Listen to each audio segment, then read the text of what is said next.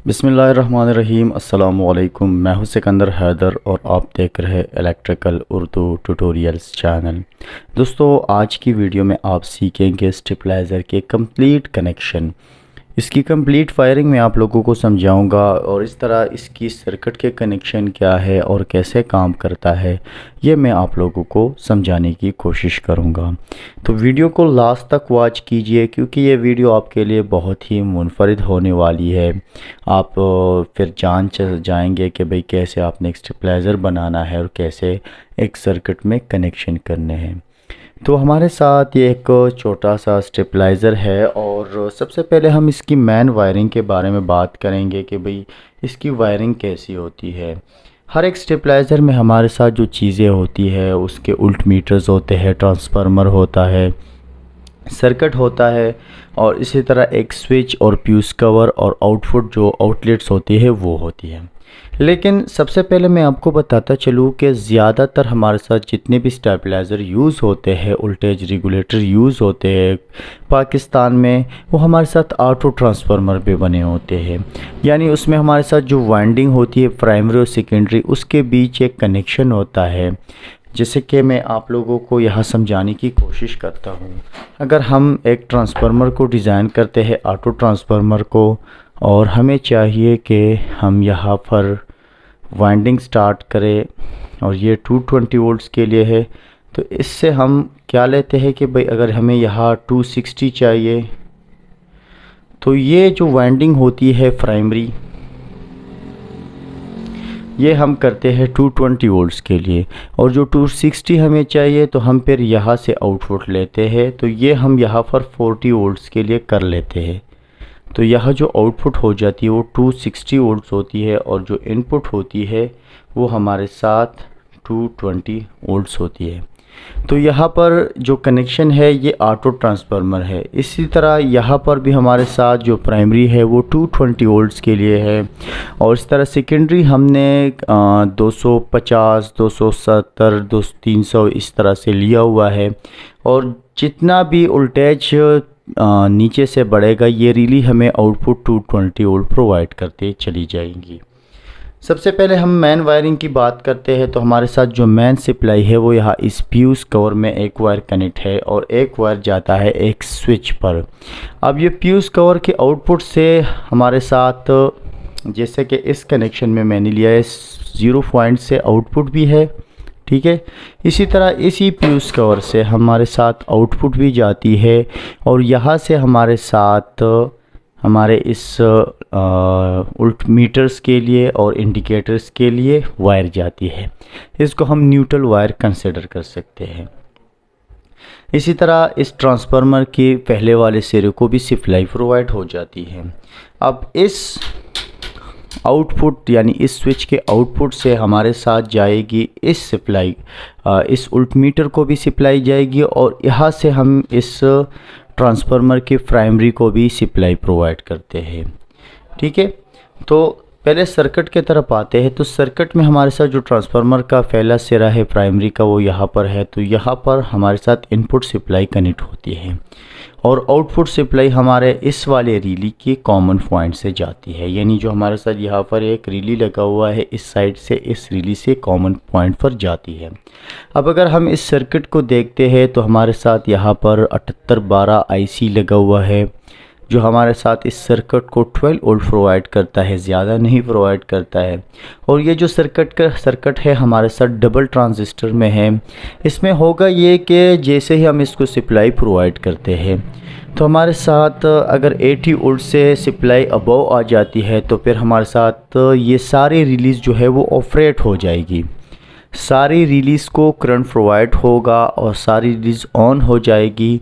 और जैसे ही हम वोल्टेज को बढ़ाएंगे 120 से ऊपर जाएगा 140 तक, तो एक एक रिली होती हुई ऑफ होती चली जाएगी और जब 220 आएगा तो हमारे साथ सारी रिलीज़ जो है वो ऑफ हो जाएगी। तो ये हमारे साथ एक आउट कनेक्शन का स्टेबलाइज़र है, यानी हम हमेशा इसमें सेकेंडरी को चेंज करेंगे। प्राइमरी है वो बिल्कुल डायरेक्ट है, प्राइमरी हमें चेंज नहीं करनी है। अगर हम इस सर्किट को देखें तो हमारे साथ इसमें छोटे रिलीज़ लगी हुई है। ये हमारे साथ एक सिंगल फोल्ड डबल थ्रू रिली है। तो सबसे पहले हमें समझना चाहिए कि ये रिली क्या है और इसमें क्या फंक्शन मौजूद है। तो हमारे साथ ये जो दो पॉइंट्स है ये हमारे साथ कॉइल के पॉइंट्स है। ये हमारा कॉमन है और ये हमारा एनसी है नॉर्मली क्लोज। ये हमारे साथ नॉर्मली ओपन है। अब अगर हम इस सर्किट में देखें तो इस रिली का ये एनसी पॉइंट है, इसी तरह इस वाले का ये एनसी पॉइंट है और इसी तरह इसका जो एनसी पॉइंट है वो यहाँ पर है और इस चौथे वाली रिली का एनसी पॉइंट यहाँ पर है और ये एनओ है। तो सप्लाई को ज़रा देखा जाए तो हमारे साथ जो लास्ट टर्न है यानी जो कम वोल्टेज में काम करेगा वो ये वाला है। उसके बाद फिर ये है, फिर ये है, फिर ये है और फिर उसके लास्ट में ये जो लूप है वो निकला हुआ है। दोस्तों अगर हमारे साथ वोल्टेज कम होगा तो हमें जो आउटपुट सप्लाई मिलेगी वो इस लास्ट वाली लूप से मिलेगी। लेकिन जैसे ही वोल्टेज बढ़ेगा तो ये रिली जो है वो ऑफ हो जाएगी। अब आप देखें कर ये ऑन होगी तो ये हमें इस पॉइंट से सप्लाई प्रोवाइड करेगी और यही पॉइंट फिर आगे जाके यहाँ पर आता है। ठीक है, अब यहाँ से होकर यहाँ पर आ जाता है तो ये हमारे साथ इस ये रिली भी ऑन होगी तो ये सप्लाई यहाँ पर आएगी, उसके बाद यहाँ आएगी तो ये रिली भी ऑन होगी तो ये सप्लाई यहाँ पर आ जाएगी, यहाँ तक पहुँच जाएगी। और अगर ये रिली तो फिर भी ऑन होगी क्योंकि अगर वोल्टेज कम होगा तो ये भी ऑन होगी तो हमारे साथ ये आउटपुट यहाँ पर पहुँच जाएगा। लेकिन अगर हम वोल्टेज को बढ़ाते हैं तो ये रिली जो है ये ऑफ हो जाएगी तो ये सप्लाई फिर इस वाले पॉइंट से स्टार्ट हो जाएगी। ठीक है, ये यहाँ से यहाँ हो जाएगा, यहाँ पर पहुँच जाएगी, फिर यहाँ से यहाँ तक और ऐसे ही ये आउटपुट चली जाएगी। ठीक है, अब जैसे ही ये दूसरी रिली भी ऑफ हो जाएगी तो सप्लाई जो होगी वो यह इस पॉइंट से आ जाएगी। ठीक है, अब यहाँ से, ठीक है, यहाँ से यहाँ पर आ जाएगी। ठीक है, उसके बाद यहाँ आ जाएगी और उसके बाद यहाँ पर पहुँच जाएगी। जैसे ही ये रिली भी ऑफ हो जाएगी तो हमारे साथ जो सप्लाई होगी वो इस वाले पॉइंट से स्टार्ट हो जाएगी और इस पॉइंट से होके यहाँ पर आ जाएगी और फिर आउटपुट यहाँ से निकल जाएगा। लेकिन अगर हम इसको 220 प्रोवाइड करेंगे तो ये सप्लाई जो है वो फिर यहाँ से होके आउटपुट जाएगी। इसको इस तरह समझना थोड़ा सा मुश्किल होगा, इसलिए हमें चाहिए कि हम इसको सप्लाई। दोस्तों अब मैंने इसको इलेक्ट्रिक सप्लाई प्रोवाइड कर दी है और यहाँ पर मैंने 43 वोल्ट प्रोवाइड की हुआ है, 44 या 43 वोल्ट्स सप्लाई इसको प्रोवाइडेड है और उसको मैंने ऑन किया है। अब देखते हैं कि ये कितना वोल्ट निकालता है। तो इस सूरत में मैं एक पॉइंट यहाँ पर रखूँगा टेस्टिंग के लिए। थोड़ा सा मैं इसको इस तरफ रख लूँ, एक मैं यहाँ पर रख रहा हूँ और अगर मैं देखूँ तो यहाँ पर मेरी आउटपुट जो है वो तकरीबन 45 वोल्ट्स है। ठीक है, अब यहाँ पर कोई भी रिली ऑपरेटेड नहीं है इसलिए कि यहाँ पर जो पीछे से वोल्ट आ रहा है वो काफ़ी कम है। अगर हम इसको 80 तक ले जाएंगे तो यहाँ पर ये सारी रिलीज़ जो है वो ऑपरेट हो जाएगी। मैं आपको दिखा देता हूँ कि यहाँ पर आप देख सकते कि इस रिली को तकरीबन 3 वोल्ट मिल रहा है जिससे ये रिली ऑपरेट नहीं हो सकती। इसी तरह इसको भी तकरीबन 3 वोल्ट, तो हर एक रिली को 3-3 वोल्ट अभी मिल रहे। कम से कम 7 वोल्ट तक मिल जाए तो ये रिलीज़ ऑपरेट हो जाएगी। अब मैं ज़्यादा करता हूँ वोल्ट और अभी तकरीबन मैंने 80 वोल्ट प्रोवाइड की हुई है। तो 80 वोल्ट जब मैं प्रोवाइड करता हूं तो सारे जो रिलीज़ है वो ऑपरेट हो जाती है। तो अब जो आउटपुट वोल्टेज आएगा इस वाले लास्ट वाले पॉइंट से आएगा क्योंकि जब ये रिली जो है वो सारे ऑन है। तो अब ये आउटपुट जो है अभी मैंने इनपुट 80 दिया हुआ है और अगर मैं आपको सारी रिलीज़ दिखा दूँ तो तकरीबन 7-8 वोल्ट सारे रिलीज़ पर होंगे। आप देख सकते हैं यहाँ पर भी 7 वोल्ट है और इसी तरह इस वाले रिली पर भी 7 वोल्ट तकरीबन बन रहे और इसी तरह इस वाले रिली पर भी तकरीबन, मैं थोड़ा सा टेस्ट कर लेता हूँ, सॉरी इन दोनों के बीच टेस्ट करना है। ये 7 वोल्ट तकरीबन यहाँ पर भी बन रहे और इन दोनों के बीच भी तकरीबन 7 वोल्ट बन रहे। तो ये सारी रिलीज़ अभी ऑन है। तो आउटपुट होगा यहाँ से, यानी इस पॉइंट से निकल रहा है, लेकिन यहाँ इस वाले लूप से बिजली है अभी भी चालू है। अगर मैं आप लोगों को टेस्ट करूँ तो ये यहाँ पर आउटपुट, सॉरी मैं इसको पहले एसी वोल्टेज पर कर लेता हूँ। आप देख सकते हैं कि 155 वोल्ट आ रहा है। तो 155 ना इस लूप पर है, ना इस पर है, ना इस पर है, ना इस पर है, बल्कि इस पर है। अगर मैं यहाँ पर टेस्ट करूँगा तो 132 है, यहाँ से 155 वोल्ट मिल रहे। तो ये रिली ऑन हालत में है। तो इस नॉर्मली ओपन के साथ इसका कनेक्शन बना हुआ है। तो ये कॉमन तक आता है सप्लाई, आप देख सकते हैं यहाँ पर, और फिर यहाँ से होकर यहाँ तक आ जाता है, फिर यहाँ से होकर इस कॉमन में, और इस कॉमन इस वाली रिली के ओपन सर्किट के साथ लगा हुआ है, यानी ओपन कनेक्शन के साथ। अब ये नॉर्मली ओपन पॉइंट है, लेकिन अगर रिली ऑन होगी तो ये कॉमन के साथ क्लोज कनेक्शन बनाएगी। तो ये आउटपुट मुझे यहाँ से मिल रही है। लेकिन अगर मैं इस वोल्टेज को ज़्यादा करूँगा, जैसे कि अब ये सर्किट जो है ये 120 से काम करता है, तो अगर मैं 120 वोल्ट प्रोवाइड करूँगा तो यहाँ पर तकरीबन 220 प्लस माइनस 5% हो सकता है। तो 220 अभी यहाँ पर बन रही है, आप देख सकते हैं 230 वोल्ट से, और ये 230 वोल्ट यहाँ तक आती है, ठीक है।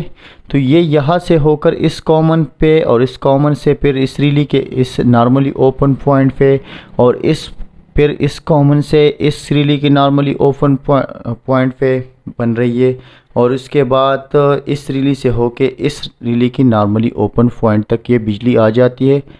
अभी ये सारे रिलीज़ ऑन है, तो इस वजह से जो आउटपुट वोल्टेज है वो इससे पॉइंट से चालू है। अब अगर मैं इसको थोड़ा सा और ज़्यादा करता हूँ, ठीक है, तो अभी एक रिली जो है वो ऑफ हो चुकी है। ये वाली रिली जो है ये ऑफ हो चुकी है। यानी अगर मैं डीसी वोल्ट्स आपको दिखा दूँ तो यहाँ पर भी आपको मिल रहे 12 वोल्ट, और इसी तरह आपको इस वाली रिली पर भी 12 वोल्ट मिलेंगे, और इसी तरह इस तीसरे वाली रिली पर भी 12 वोल्ट मिलेंगे, लेकिन इस चौथे वाले पर नहीं मिलेंगे। आप देख सकते हैं कि यहाँ पर अभी वोल्ट्स नहीं है, ठीक है। तो अब जो हमारे साथ आउटपुट जो वोल्टेज होगा वो यहाँ से चालू होगा। आप देख सकते हैं कि मैं इसको एसी वोल्टेज पर कर लूँ तो यहाँ पर मेरे साथ क्या है, 211 वोल्ट है। तो ये 211 ना यहाँ पर मौजूद है, ना यहाँ पर है, या यहाँ पर भी नहीं है, सिर्फ यहाँ पर है। यहाँ से ये 211 चालू है, ठीक है। यहाँ पर ज़्यादा होंगे, आप देख सकते हैं यहाँ पर 246 वोल्ट है, लेकिन अभी ये रिली ऑफ हो चुकी है। तो इस कॉमन और इस एनसी का आपस में कनेक्शन बन चुका है। अगर मैं वोल्टेज को और ज़्यादा करता हूँ, एक और रिली भी ऑफ हो चुकी है। अगर मैं दोबारा से आप लोगों को टेस्ट करा दूँ तो यहाँ पर मेरे साथ इस रिली पर 12 वोल्ट होंगे, बिल्कुल है, इस पर भी होंगे, लेकिन जो दूसरे रिलीज़ है, यानी ये जो तीसरा और चौथा रिली है वो ऑफ हो चुके होंगे, ठीक है, उस पर वोल्ट नहीं होगा। आप देख सकते हैं ये यहाँ पर भी नहीं है और यहाँ पर भी नहीं है। जैसे ही मैं वोल्टेज को बढ़ाऊंगा ये मेरे साथ एक एक रिली को ऑफ करती जाएगी, ठीक है, सेकेंडरी इसका चेंज होता जाएगा। अब मेरे साथ जो आउटपुट वोल्टेज है वो इस वाले पॉइंट से है। आप देख सकते हैं कि मेरे साथ यहाँ पर 204 वोल्ट बन रहे, तो ये इस वाले पॉइंट से चालू है, ठीक है। आप देख सकते हैं ये, आप देख सकते हैं 209 वोल्ट बन रहा है। तो 209 अब इस वाले लूप के साथ कनेक्टेड है ये सारा कनेक्शन। अगर मैं और भी ज़्यादा करूँगा, जो तीसरी रिली होगी वो भी ऑफ हो जाएगी। अब मेरे साथ ये रिली भी ऑफ हो गई है। तो अब वोल्टेज जो है वो यहाँ से चालू है। मैं अगर डीसी वोल्ट से आप लोगों को दिखा दूँ तो यहाँ पर मेरे साथ 12 वोल्ट है, ठीक है, ये रिली अभी भी ऑन है, लेकिन यहाँ पर भी नहीं है, इसी तरह यहाँ पर भी नहीं है, और इसी तरह यहाँ पर भी कोई वोल्ट्स नहीं है, सारे रिलीज़ ऑफ हो गए। तो अब जो आउटपुट वोल्टेज है वो इस वाली पॉइंट से चालू है, ठीक है। ये रिली अभी ऑन है तो ये इसके साथ कनेक्टेड है, और ये रिली ऑफ है तो ये इसका क्लोज इसके साथ नॉर्मल हालत में, ये एनसी इसके साथ कनेक्टेड है। तो अभी एसी वोल्टेज जो है वो मैं आप लोगों को दिखा दूँ। यहाँ पर मेरे साथ 209 वोल्ट है, तो ये थोड़ा सा इसको ज़्यादा कर लूँ। यहाँ पर मेरे साथ 214 वोल्ट है, तो ये 214 वोल्ट यहाँ पर होंगे। ठीक है, आप देख सकते 216 और इसी तरह ये 216, तो ये यहाँ से अभी वोल्ट दे रहा है। अगर मैं थोड़ा और ज़्यादा कर लूँ, ठीक है, तो मेरे साथ चौथी रीली भी ऑफ हो चुकी है। तो अब डायरेक्टली मेरे वोल्टेज जो है वो यहाँ से आउटपुट के थ्रू जाएंगे। तो इसी तरह से ये काम करता है। बहुत ही सिंपल सा तरीका है इस सर्किट का। बहरहाल सर्किट के तरीके चेंज हो सकते हैं, यानी इसमें और भी सर्किट आ सकते हैं। दोस्तों, अगर हम इस सर्किट को देखें तो यहाँ पर हमारे साथ 4 वेरिएबल्स लगे हुए हैं। तो इसकी ट्यूनिंग यहाँ से होती है, और ट्यूनिंग के हवाले से मैं ऑलरेडी वीडियोस कर चुका हूँ, तो आप मेरे चैनल पर वो देख सकते हैं। अगर इस को देखा जाए तो आउटपुट इसी वाले वायर से लिया हुआ है, तो यहाँ इस आउटपुट आउटलेट में भी जाता है सॉकेट में, और इसी तरह इस वोल्टमीटर को भी प्रोवाइडेड है। अगर आपको ट्रांसफार्मर डिज़ाइन करना हो, स्टेबलाइज़र बनाना हो, यूपीएस बनाना हो, तो इस हवाले से मैं कई वीडियोस कर चुका हूँ। अपने चैनल पर मैं वीडियोस अपलोड कर चुका हूँ, जिसमें मैंने ट्रांसफार्मर डिज़ाइनिंग, उसके बावन सिलेक्शन, उसमें कौन सा आयरन कोर लगेगा, प्राइमरी और सेकेंडरी के लिए कौन सा वायर बेहतर होगा, वो सब चीज़ें मैं एक्सप्लेन कर चुका हूँ। तो आपको वो वीडियोस भी देखनी चाहिए था। आपको अगर आप वो वीडियोस देखेंगे तो आप बेस से समझ पाएंगे, और आप एक स्टेबलाइज़र या एक वोल्टेज रेगुलेटर या एक ट्रांसफार्मर डिज़ाइन कर पाएंगे। अब जैसे कि इसमें हम सेकेंडरी चेंज करते थे, कुछ स्टेबलाइज़र में हम प्राइमरी को चेंज करते हैं, कुछ में प्राइमरी और सेकेंडरी दोनों को चेंज किया जाता है। तो अलग अलग तरह के सर्किट्स आते हैं, उसकी शेप्स भी डिफरेंट हो सकती है, वर्किंग प्रिंसिपल भी डिफरेंट हो सकते हैं। उसमें आईसी भी आ सकता है, डबल ट्रांजिस्टर भी आ सकता है, सिंगल ट्रांजिस्टर भी आ सकता है, या उसमें हमारे साथ 2 सर्किट भी आ सकते हैं।